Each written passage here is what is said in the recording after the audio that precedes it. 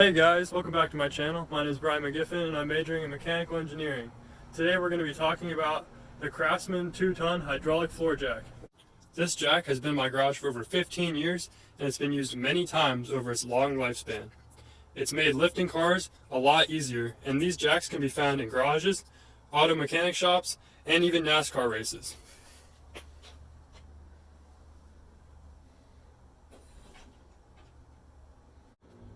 It is a frame system that uses both hydraulics and leverage to create a mechanical advantage that allows a person to lift up a car with very little effort.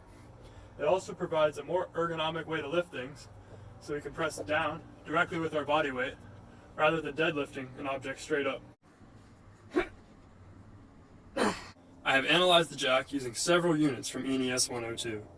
These include force vectors, moments, free body diagrams, structural supports, stress, material properties, and safety factor.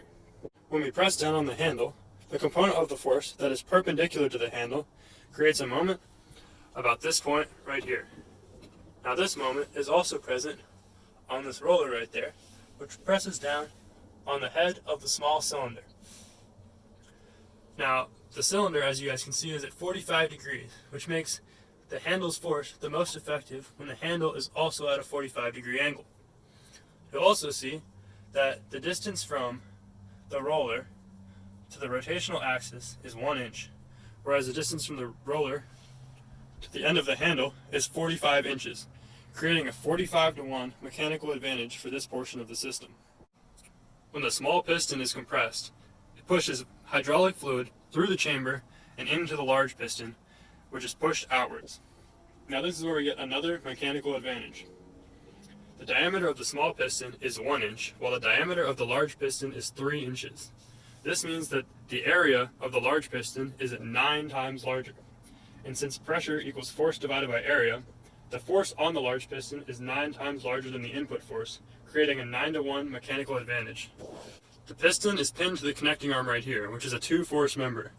This arm then pulls on the load arm and creates a moment about this point right here.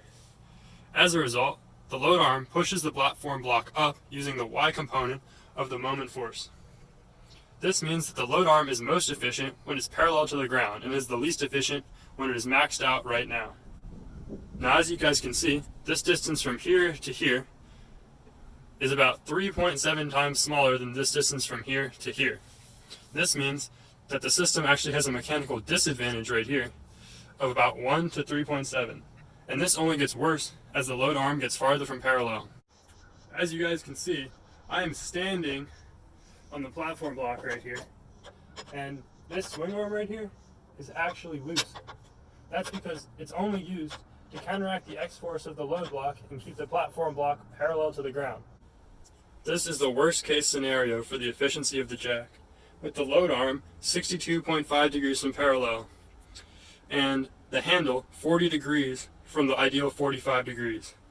In this scenario, it takes about 103 pounds of force to raise a 4,000-pound object, which is a 39-to-1 mechanical advantage.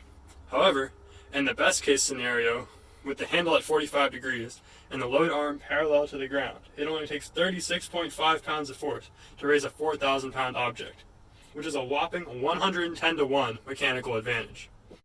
I also calculated the safety factor of the handle using shear stress and material properties.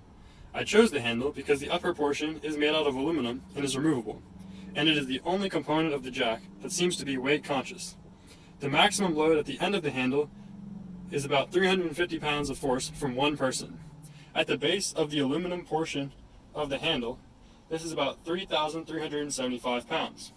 Now the cross section of the area of the handle is 0.53 inches square, which puts the shear stress at the bottom part of the handle at 7,429 pounds per square inch. Now the maximum shear stress of aluminum is 19,000 pounds per square inch, which makes the safety factor of the aluminum handle 2.55. Alright guys, I hope you liked that video. Make sure to smash the like button. Just so you know, this video is sponsored by Craftsman, and the link to their website is in the description down below. Use my code JACK20OFF to get 20% off your next jack at Craftsman.com. Alright guys, thanks for watching. Have a nice